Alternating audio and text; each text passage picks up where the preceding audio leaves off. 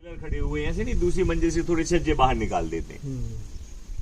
तो सामने से राजा का निकलना, पीछे महल का बनना, देख रहे हैं आप? मतलब ये पूरा 3D आर्ट है, ये देख रहे हैं आप? जब प्रोफेशनल लाइफ से ध्यान साधना के लिए जाना, कुछ समय अपने लिए भी देना, देख रहा है, प्रार्थना करने के लिए जाना, तो ऐसे चैत्य बना देना। तो राजा महल में रहता है, प्रार्थना करने के लिए चैत्य होते हैं, भिक्षु के रहने के लिए कुटियां होती हैं, मनुष्यां होती हैं। 8 महीने विहार करते हैं, बरसात के 4 महीने कुटियों में रुकते हैं।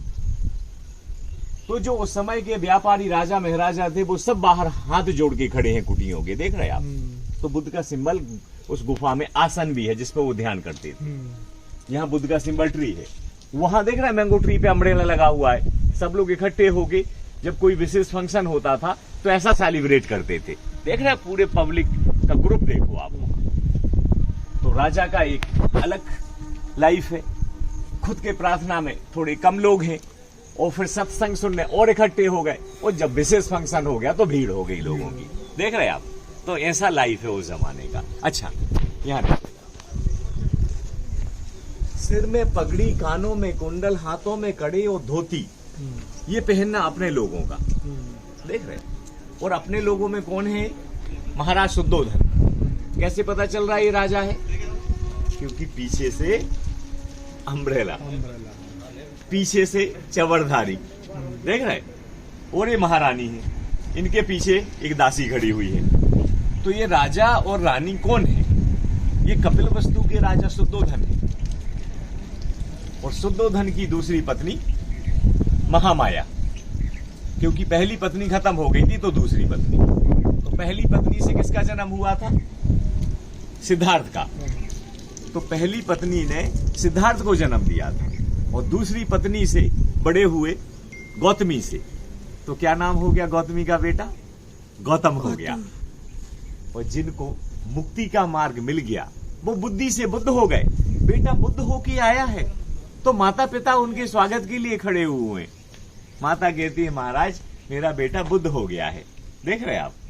ये गंधर फूल मालाएं लेके आए हुए हैं। तो इसमें बुद्ध को हम चेहरे में नहीं देख रहे, ट्री में देख रहे हैं। बुद्ध का मार्ग मूर्ति पूजा नहीं था, लेकिन दुनिया में यहाँ सबसे ज्यादा बुद्ध देव की मूर्तियां हैं। आसान है ना फॉलो कर पाना मूर्ति से। अच्छा, वैशाली होके निकल रहे थे बुद्ध। तो वैशाली में तो उनका स्वागत करने के लिए राजा और रानियां, महिलाएं, बच्चे सब हैं। जैसे वैशाली की नगर वधु आम्रपाली, ये बड़े बड़े भक्त हो गए थे। माता गौतमी, पत्नी यशोधरा, बेटा राहुल। ये बंदर क्या कर रहा है? स्वीट हनी लेके खड़ा है बुद्ध के लिए। तो पीछे वाला मंगी देख रहे हैं आप, खुशी के मारे नाच रहा है। तो बुद्ध का ये वैशाली विजय है। अच्छा, अपने लोग तो ये पहनते थे धोती। अगर वहां स्तूप के नीचे खड़े हुए लोग, कहाँ है उनकी पगड़ियां? कहाँ है उनकी धोती? कहाँ है उनके आभूषण? नहीं है ना।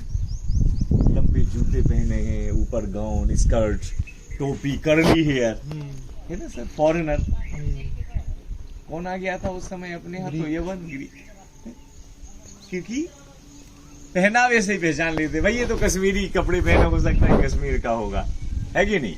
अरे ये तो जो है ना, हो सकता है चेन्नई का, वेशभूषा से पहचान हो जाती है। खान पीन तो यहाँ देखो ग्रीक समझ में आ गया, जैसे भैया ने कर्ली है, ये सारा यूनानी है उनका जो है ना।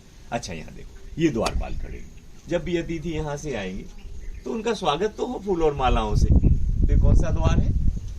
तोरण द्वार है, वेलकम द्वार है। अच्छा, ये स्टोरी कहाँ है? तो जंगल में होने की वजह से खत्म हो गई,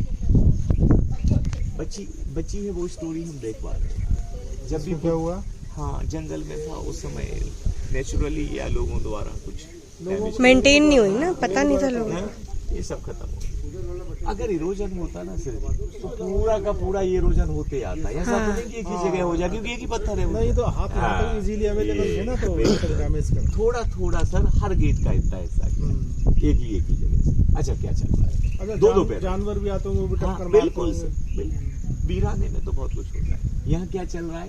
चारों तरफ बुद्धमय है, सभी लोग बुद्ध को सुन रहे हैं, बुद्ध को फॉलो कर रहे हैं, है ना? बुद्ध कहाँ है इसमें? ये है ना बुद्ध, ये चारों तरफ पब्लिक है। अब ऐसा नहीं कि 100 में से 100 ही फॉलो करेंगे। क्लास में सारे के सारे बच्चे नहीं सुनते, कुछ तो बैक बेंचर्स का रोल करते ही है ना, चाहे सत्संग हो चाहे इन दोनों में क्या बातें चल रही, तीसरा सुनता है। देखिए वचन इसके ऊपर लगी हुई है। सर चेहरे से, पहनावे से, बैठने से, शरीर से कोई कमजोर दिख रहा है? देख रहे हैं, बड़ी संपन्नता थी तो ये संस्कृति बनाते थे। सर अपने यहाँ महल बनाते थे, मंदिर बनाते थे, कुआ बावड़ी बनाते थे। अगर बावड़ियां ही देखें ना मैम अपन पुराने स्टेप में, इतना सजाते थे उन बावड़ियों में, महलों जैसी। मैम रानी की बावड़ी देखो अपना, गुजरात वाली, पाटन वाली, जो 100 के नोट में है, 10वीं सदी की, महलों जैसी 7 मंजिल जमीन के अंदर। तो कला का तो बड़ा वो था, उस कला थी, संस्कृति थी, संपन्नता थी। सोचिए देखो, सिद्धार्थ का महल देखो, पिता ने तो गर्मी का, बरसात का, ठंड का, हर सीजन के महल बना के दिए थे ताकि इस बच्चे को जीवन में कोई दुख का एहसास ना हो। तो यही हुआ, नगर में जा रहे थे, वो देख रहे हैं आप, वो रथ में बैठे हैं ना, वो जो इंसान है ना, वो बुद्ध नहीं है सर, उसके हाथों में जो अम्ब्रेला है, छत्र, वो बुद्ध है, छत्र राजा के लिए। उनका फिर ये घोड़ा कंठा के लोग नमस्कार कर रहे हैं, देख रहे हैं आप। क्या देखा उस समय उन्होंने? मानव जीवन में दुख देखा तो कहा पिताजी महाराज मैं अपने दुख से दुखी नहीं, संसार के दुख से दुखी हूं। कई बार उन्होंने इस चीज का एहसास किया। जब उनको रास्ता नहीं मिला तो वो सर्वस्व छोड़ के मुक्ति का मार्ग लेने निकले 29 वर्ष में, जब उनके पिता को फ्यूचर का राजा मिल गया। जब वो बुद्ध हो गए थे ना, तो अपने जन्म देने वाली माता को भी उपदेश देना था, लेकिन वो तो नहीं थी, वो तो खत्म हो गई जन्म के 7 दिन बाद। तो माता को उपदेश देने कहाँ चले गए? देख रहे सर, नीचे से ऊपर सीढ़ियां है ना सर, नीचे भी बुद्ध है और सीढ़ियों से ऊपर पहुंचे, ऊपर भी बुद्ध है। तो क्या बना हुआ है? सोपान मार्ग। मदर को माया, देवी को उपदेश देने, देवलोक जाना। देख रहे अर्थ से है वन का रास्ता, सीढ़ियां। अच्छा, यहाँ एक राजा थे मगध के, जिनका नाम था बिंबिसार। मगध के राजा बिंबिसार, और इनका एक बेटा था ना अजात शत्रु, है ना। इनकी राजधानी राजगृह हुआ करती थी। तो मगध के राजा बिंबिसार अपने महल से निकले और बुद्ध से मिलने इस बांसों के जंगल में, जहां बैम्बू ट्रीज, ये बुद्ध रुके थे, जंगल था, ये राजा आ गए, सभी रानियां देखो फॉलो कर रहे बुद्ध के लिए। तो कहीं कहीं उन्होंने खाली आसन भी बनाया है, ऊपर गुफा के अंदर जो आसन बनाया वो बुद्ध का सिंबल है, वो द्वारपाल है। अच्छा, ये गेट से पहले बनी थी दिल्ली, 2nd सेंचुरी BC में। इसमें क्या लिखा हुआ है? ये लिखावट है पाली भाषा, देख रहे आप, हर पिलर पे है। और कौन सी लिपि है? ब्राह्मी, पाली भाषा, ब्राह्मी लिपि। कैसे पढ़ते हैं? जैसे हिंदी अंग्रेजी, उस जमाने में पाली प्राकृत। कैसे पढ़ते हैं? दा ना अम, दा ना अम, दानम। दानम मतलब दान। अब दान किसने किया? वज्जी गतसा, डोनर का नाम वज्जिगतस, दानम मतलब दान। सभी के पीछे, नाम के पीछे क्या लिखा है? दानम, नाम और दानम। तो ये पाली भाषा ब्राह्मी लिपि में। अभी तो लोग डिग्री डिप्लोमा कर लेते ना, IAS। हाँ जी मैडम, आगे वाले में अपन लेंगे, अभी ईस्टर्न गेट पे अच्छी लाइट आएगी, लौटते में हो सकता है इस पे भी आ जाएगा। ये देखो, बता दीजिएगा। हाँ बिल्कुल बिल्कुल मैम, आगे वाले वहां से लाइट अच्छी आ रही, पूरे स्तूप के फोटो। यहाँ देखो, स्तूप का बनना सबसे पहले मिट्टी का दो, अशोक ने ईंटें लगवाई थी। मौर्य से ले गए, शुंग आ गए, अग्निमित्र, वसुमित्र, पुष्यमित्र के बाद कहते हैं कि शुंग राजाओं ने इस स्तूप को पत्थर से कवर कर दिया था। ये जो 4 पिलर का और छत ऊपर से होने का, ये जो मूर्ति रखने का बाद का काम था। अशोक ने तो स्तूप बनाया, शुंग काल तक रेलिंग बनी, सातवाहन तक गेट बने, मूर्तियां नहीं आई। मूर्तियां 5th सेंचुरी AD में रखी गई। ये कौन सी मुद्रा है? पद्मासन। तो मूर्ति इसलिए पद्मासन में दी कि लोग जब बुद्धिज्म फॉलो करेंगे तो ऐसा मेडिटेशन करेंगे या लोग फॉलो करेंगे। ध्यान करने की ये मुद्रा होना चाहिए। तो मैं पूजा पाठ तो सब लोग करते हैं, लेकिन उनके जो ध्यान है, उनके जो टीचिंग्स है, वो फॉलो करना एक बुद्ध को जानना है, चलना है वो रास्ते। अकेले पूजन नहीं करना, उनके शिक्षाओं को, आर्य अष्टांगिक मार्ग को फॉलो करना है। तो ध्यान की मुद्रा ऐसे होना चाहिए। तो देखो ना सर, ये पिलर भी गए यहाँ से, ये भी चेहरे वगैरह, ये ये सब खंडित हुए। तो ये 5th सेंचुरी AD में जो है ना मूर्ति आई। तो इरोजन, वेदरिंग, मतलब हर प्रकार से जो है ना क्षति होती रही, डैमेज। इरोजन से भी ये डैमेज नहीं हुआ? डैमेज भी हुआ कुछ, फिर बाद में थोड़ा क्षरण भी हो गया, कुछ लोगों ने कर दिया। ये पत्थर की जो वेदिका बनी हुई है, इसके अंदर से होल बना के, देख रहे हैं आप, जो लकड़ी में काम करते थे वो पत्थर में काम करते रहे। लकड़ी ज्यादा दिन चलती नहीं थी, खराब हो जाती थी, तो लकड़ी से पत्थर में आ गए हम। सम्राट अशोक ने लकड़ी की फेंसिंग बनाई थी एक वेदिका, शुंग ने उसको स्टोन में कर दी, क्योंकि लकड़ी की हर साल रिपेयर करना पड़ती थी, और ये स्टोन में आ गया। तो Sanchi stupa one of the oldest stone structure of India, मतलब सबसे पहले पत्थर में काम करना यहाँ से शुरू हुआ था। देखो ये सभी स्लैब, ये एक एक पत्थर थे, ये सब में दानम दानम एक एक स्टोन दान करके लगवाए उस जमाने में।